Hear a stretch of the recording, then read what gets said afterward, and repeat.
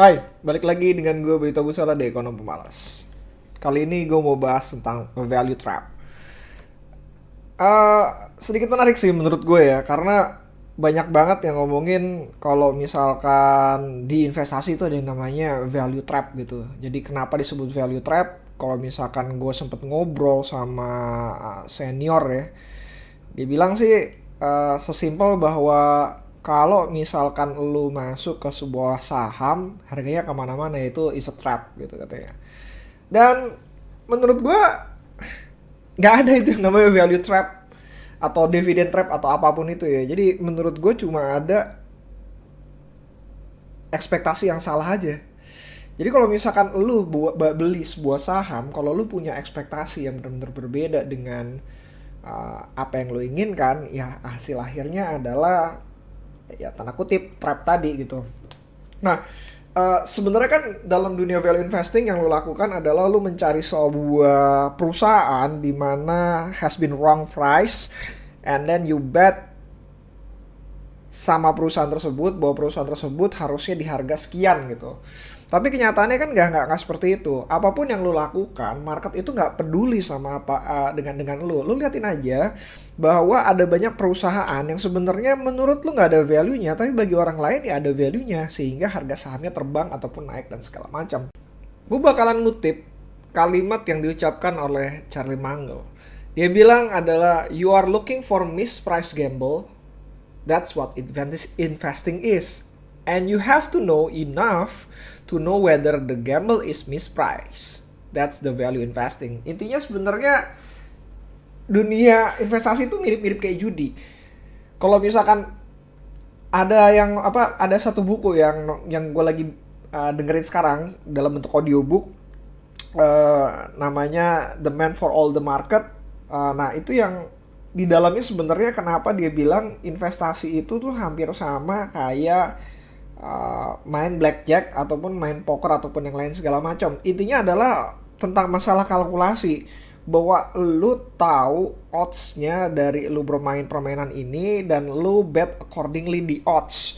Jadi kalau misalkan bettingnya itu menguntungkan lu, ya udah lu betting lebih tinggi lagi. Kalau bettingnya tidak menguntungkan lu, ya lu betting lebih rendah. Bukan berarti lu nggak betting, tapi lu betting lebih rendah karena yang butuh dilakukan adalah lu stay di permainannya dengan cukup lama kan, sehingga lu bisa memperhatikan segala bentuk macam permainan yang sedang terjadi. Intinya adalah lu cari perusahaan yang oddsnya apa ya, kayak ya udahlah, oddsnya itu tuh kayak lu menguntungkan lu gitu, menguntungkan lu di mana harganya menurut lu itu lebih tinggi dibanding seharusnya. Problemnya adalah market nggak peduli apa yang lu pikirin. Kembali lagi tadi, market nggak peduli apa yang lu pikirin, dia akan bergerak sesuai dengan keinginan market. Ya pada akhirnya yang lu mesti lihat adalah apa yang bisa dihasilkan dari perusahaan tersebut kepada diri lu. Jadi makanya kalau misalkan approach-nya Buffett, dia bilang katanya ya gue nggak peduli dengan pergerakan harga, gue peduli dengan uang yang masuk. Uang yang masuk itu kalau istilah Buffett adalah owner earning. Kalau misalkan lu baca annual report dan akhirnya selama 10 tahun gue akhirnya mengerti apa itu owner earning, itu adalah segala sesuatu penghasilan yang sebenarnya didapatkan oleh si owner perusahaan tersebut. Sehingga apapun yang terjadi di perusahaan tersebut, misalkan ada reinvestment dan segala macam, itu nggak bisa disebut owner earning. Owner earning itu ada yang didapatkan oleh si investornya. Dan kalau misalkan lo ngelihat di annual report, yang dimaksud dengan owner earning bagi Buffett adalah dividen dari anak-anak perusahaannya dia. Intinya seperti itu. Nah itu yang sebenarnya lo harus cek, apakah dividen yang dibayarkan dari perusahaan tersebut kepada lo itu bisa menghasilkan jauh lebih tinggi dibanding apa yang lo investasikan, dan berapa lama, seberapa besar. Intinya cuma seperti itu.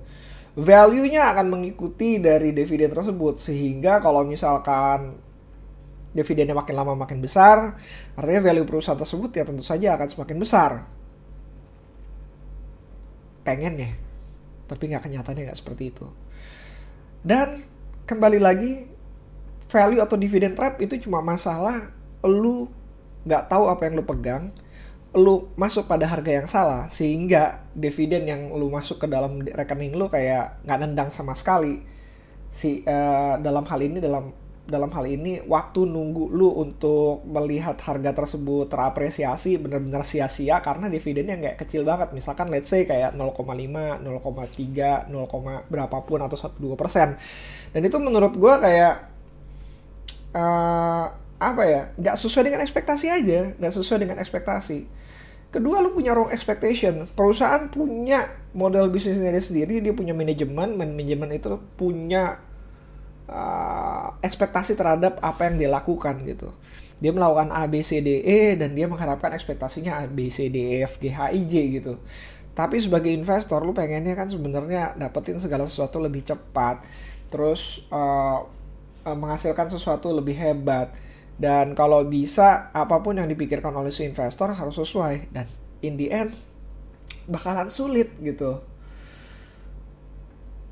Kalau kata gue ya, kalau misal untuk menghindari namanya value trap atau dividend trap ini, gue mengikuti apa kalimat dari Mohnish Pabrai. Dia bilang gini, dan gue menurut gue ini it's very very true, karena kejadian pada saat sekarang dimana perusahaan yang gue pegang, gue merasa dia makin lama makin murah. Problemnya adalah ketika lo membeli harga terlalu tinggi, sebenarnya gue beli harganya sedikit wajar ya. Lo membeli harga terlalu tinggi, lo merasa dengan penurunan harga tersebut lo ada sesuatu yang salah. Dan itu wajar-wajar aja, karena ya balik lagi ke sisi manusia bahwa lu gak pernah tahu kapan lu benar kapan lu salah sampai hal itu benar-benar kejadian. Dan untuk hal itu kejadian lu benar-benar butuh waktu yang cukup panjang.